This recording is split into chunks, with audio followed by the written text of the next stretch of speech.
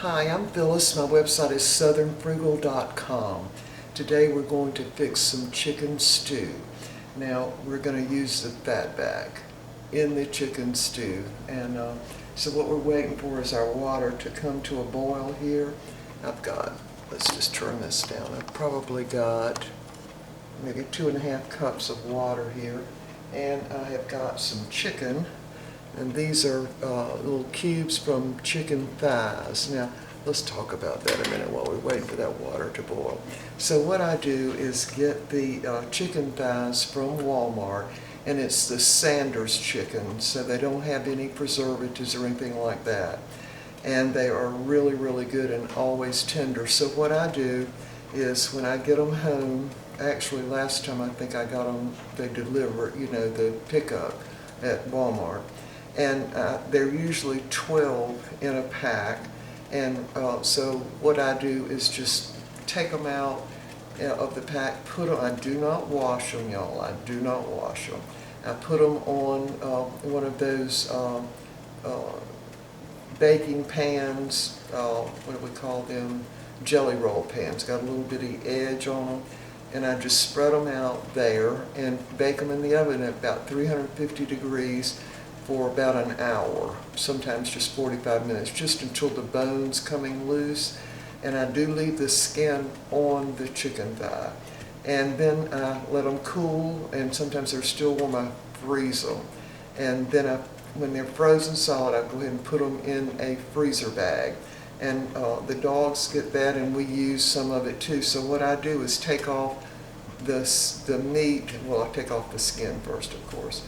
And I take off the meat that's the light color, and that meat that's closer to the bone, I take off and put in a separate bowl for the dogs, because we give them the chicken in the morning with their regular dried food soaked up in some water. That's their breakfast every morning. So anyway, that's where this chicken came from. That's probably 1.5 cups of cubed chicken thighs that were previously cooked and frozen. So if I can find a spatula, we're going to put those in the water. And again, that might just be 2 cups of water. Just put those in. And some of them are, in bite-sized pieces. And then to that, let me move this closer here. We're going to add,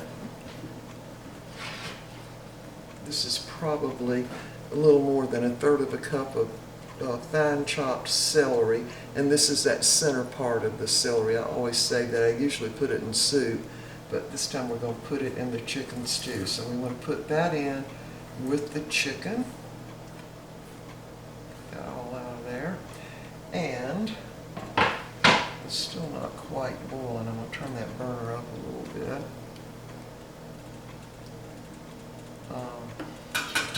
That already smells good. And then we're going to cube some potatoes. Now, using that center part of the celery, it's going to get done pretty fast, so I want it to get done the same time that my potatoes. So I've got 4 sort of small red potatoes is what they are, and I'm just going to cube those right into the pot, because we want this to be a quick meal. And by the way, we got that board out today about 4 o'clock. Mr. Bucky worked on it, I worked on it. I came in because I was too hot. Mr. Bucky came in because he was too hot. And finally, I'll have to tell you about that while I'm slicing these. So finally, what ended up happening, the way we got it out, is, y'all remember me telling you about that little reciprocal saw I purchased? Well, I was able to get that in between the boards, because there's a little space in between the decking boards on the front porch, and I was able to saw it, that board, up and down that way, where I was holding it in the blade in between the boards. I did not let Mr. Bucky use my saw because I didn't want my blade broke. So I was able to saw halfway through that board, and it did turn out that board was 1 inch thick, y'all. Yeah, it was just huge. So anyway, once I did that, then he was able to break those pieces off, and because they were oh, I don't know, about 5 inches across. There's a little paste on that potato. Then he was able to put that crowbar in and just break them off. So once we did that, the rest of it was easy. We were able to get that board off. Boy, was I glad. I mean, we spent really, I guess, 2.5 days trying to figure out how to get it out. So anyway, we finally got it out. The new board that we got fits perfect. And of course, I had already painted that board in the house because we had so much rain. Put a primer on it and painted it. So that worked out really well. All right, so we've got our 4 sort of medium to small potatoes in the water with the celery and the chicken. All right, so we've got a few pieces missing off the Fatback because Mr. Bucky found it in the refrigerator. So what we're going to do now is we're not going to use that hard part that's really the skin that's up there, but this crispy part, we're just going to break off little pieces and put them in this stew. In fact, you can just take a knife and cut down right below that skin and get all of it off that way. So we're probably going to put, I don't know, 3 or 4 pieces in there. Do this one too, just break it up and put it in little pieces. So I got to tell you the story about this kind of chicken stew. As soon as I saw this in Piggly Wiggly and saw that it was totally salt cured with no preservatives, because of course the kind with preservatives just does not taste right at all. So I thought of the time, this was after Hurricane Hugo, and we live in town, so our electricity was back on pretty quick. I think about the end of the next day after it hit, the power was back on in town. But a lot of the places out in the country, it was not on for many days. So we're just going to use about 4 of these in this. So anyway, back to my story. So, Mr. Bucky was superintendent of the public schools back then, and they had board meetings, of course, so he had to deliver the packets of what was going to be, or what was on the agenda on the board meeting. And so he was doing that on Sunday afternoon after church. Let me cut that down a little bit. Yeah. Stir that around. And so we're just waiting for the celery and the potatoes to cook.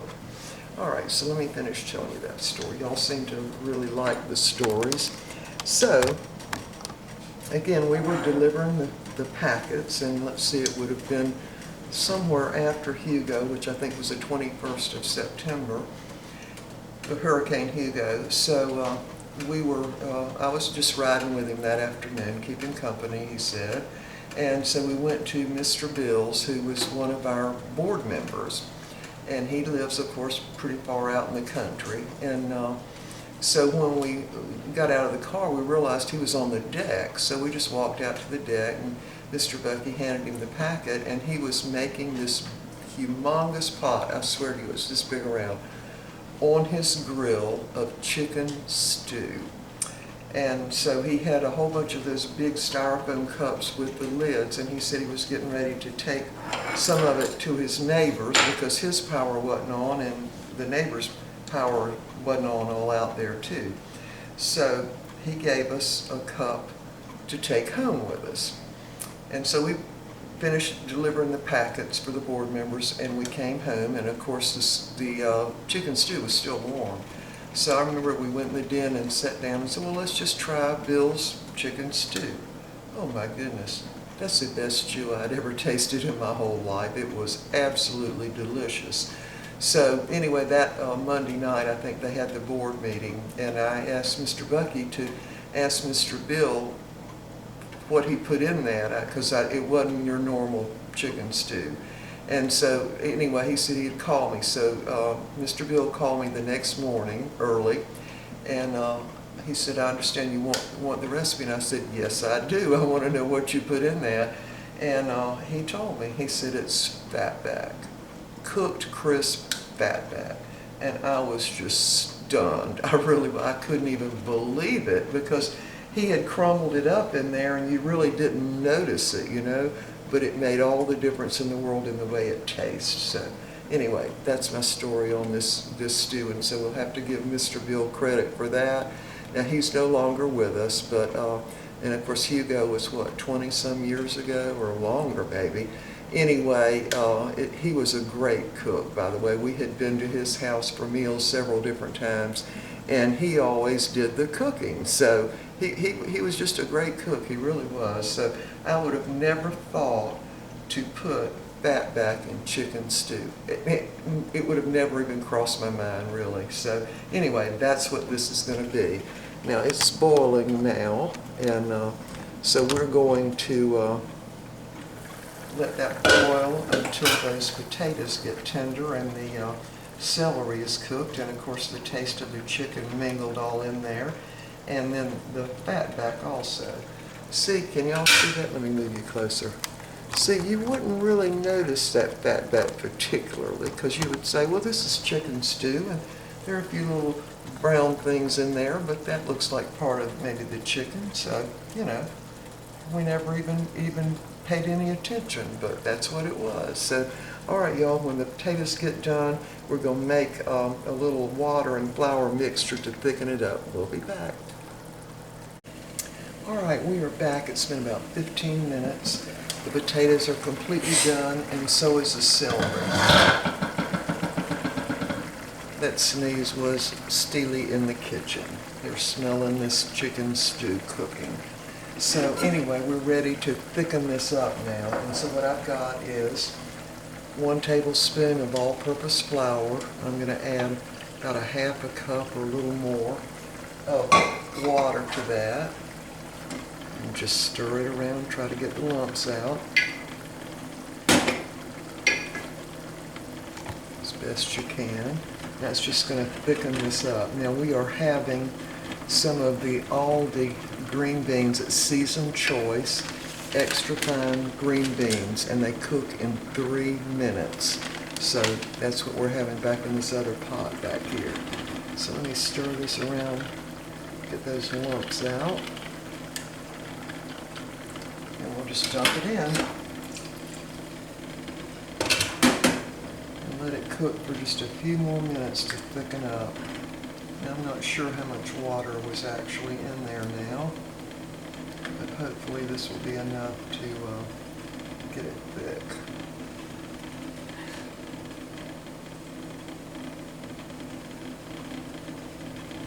All right, y'all, we're going to let this thicken up and just let it come to a boil again. And waiting for the green beans, I'm going to get the tea ready, and this is going to go into bowls. We'll see you in a minute.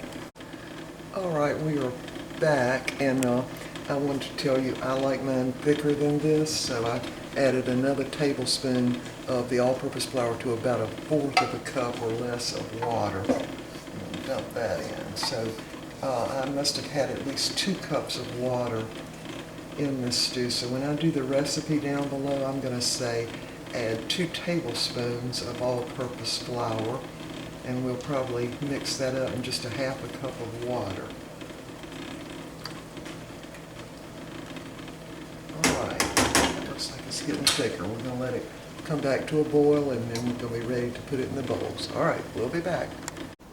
All right, we've got the meal ready. Here is the chicken stew with the Fatback crumpled up in it.